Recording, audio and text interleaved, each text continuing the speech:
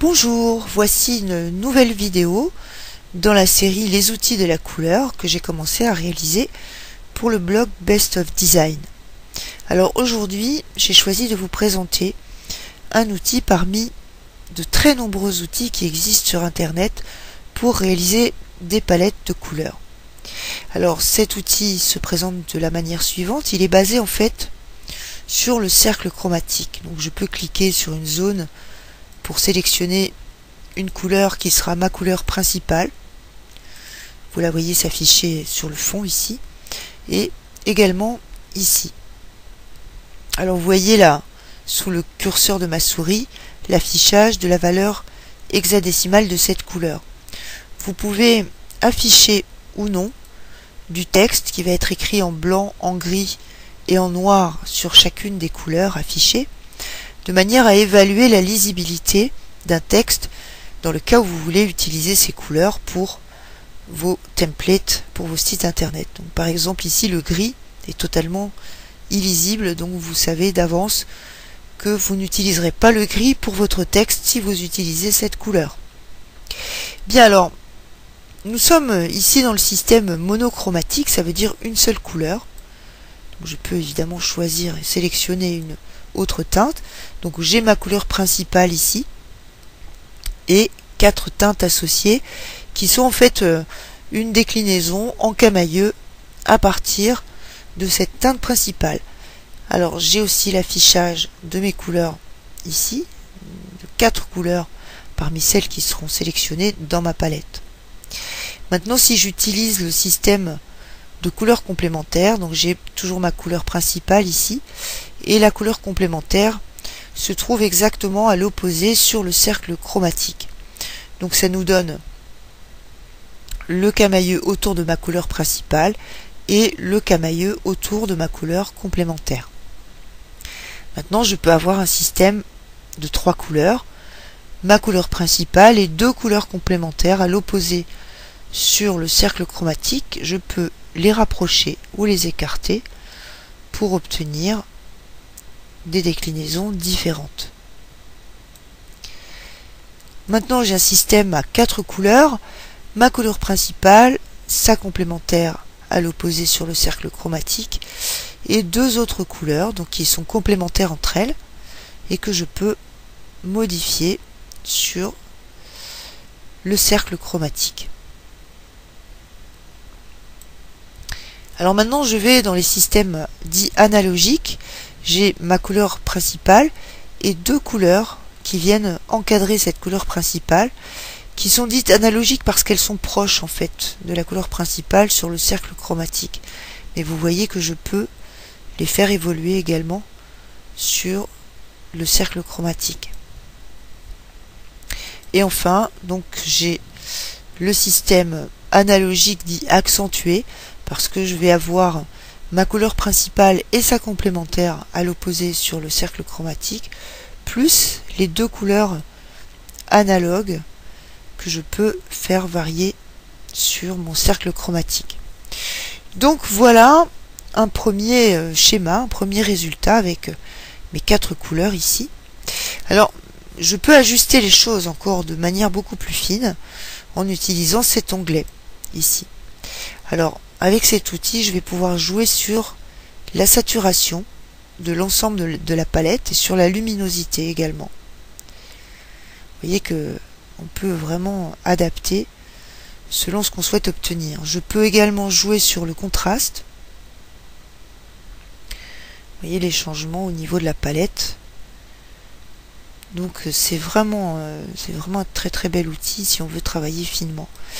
Et maintenant je peux encore aller plus loin dans le travail fin puisque je vais pouvoir ajuster la saturation et la luminosité pour chacune des couleurs indépendamment de toutes les autres. Donc mettons que je veuille travailler sur cette couleur, et bien je vais pouvoir la modifier indépendamment des autres. Si je choisis celle-ci, eh bien je peux la faire changer exactement comme je le souhaite. Je peux faire la même chose avec les 4 autres teintes pour obtenir des nuances différentes. Voilà, et même chose donc pour cette dernière couleur. Donc ça c'est vraiment très intéressant. Vous avez ici tout un menu de presets, c'est-à-dire de configuration prédéfinie, pour vous aider si vous avez du mal à démarrer sur une configuration initiale. Donc ça peut être une base à partir de laquelle eh bien, vous pouvez évidemment retravailler la luminosité, la saturation, le contraste. Donc ce sont des éléments qui peuvent vous servir de base de travail et sur lesquels vous pouvez bien sûr intervenir comme vous le souhaitez. Enfin, avec cet onglet, eh bien, vous accédez à la récapitulation de toutes les couleurs qui constituent votre palette avec les coordonnées hexadécimales pour chacune de ces teintes. Voilà pour cet ensemble d'outils de ce côté. Alors mettons maintenant que vous souhaitiez utiliser ces couleurs pour un projet de site internet, et bien qu'à cela ne tienne, vous cliquez ici et donc vous avez une prévisualisation d'un template standard, d'un modèle de template standard avec les 4 couleurs de votre palette, votre couleur principale en header avec la déclinaison du camailleux ici que vous pouvez utiliser. Et si je clique sur le template, eh bien je peux faire changer, voilà, mettre en rotation les 3 autres couleurs sur les menus, les titres et les tableaux qui se trouvent ici.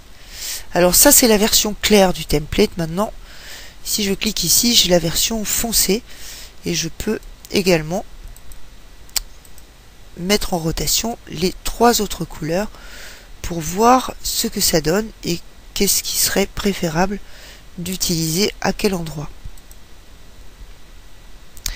Bien, alors si vous souhaitez utiliser une palette au hasard, vous allez pouvoir cliquer sur Randomize Palette.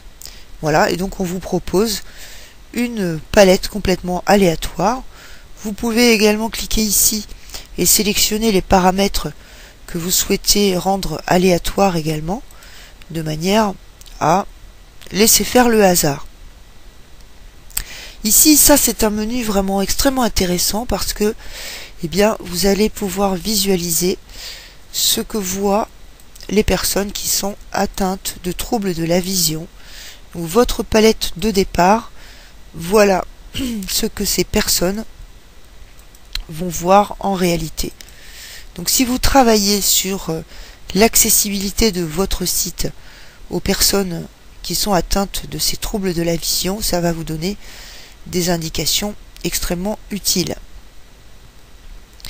Maintenant dans ce menu, eh bien, vous allez pouvoir exporter votre palette pour différentes applications. Donc si vous voulez utiliser votre palette pour une application HTML, CSS, eh bien vous aurez ce résultat. Donc comme les pages sont un petit peu longues à charger, j'ai chargé ces pages préalablement.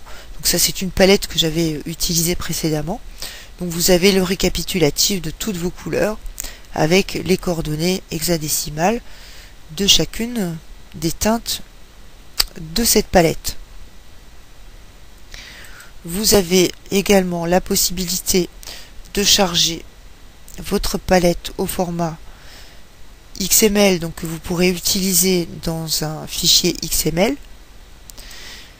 Si vous souhaitez avoir une version texte, eh bien la voici. Vous n'avez plus qu'à la copier et à la coller dans un fichier texte. Enfin, si vous travaillez avec Photoshop, eh bien vous pourrez télécharger votre fichier ACO en cliquant ici. Et si vous travaillez avec GIMP, eh bien vous aurez le résultat de votre palette sous cette forme que vous pourrez donc copier et coller dans un fichier texte pour l'appliquer à vos applications dans GIMP. Voilà, j'espère que ce court aperçu vous aura permis de comprendre comment utiliser ce très joli outil.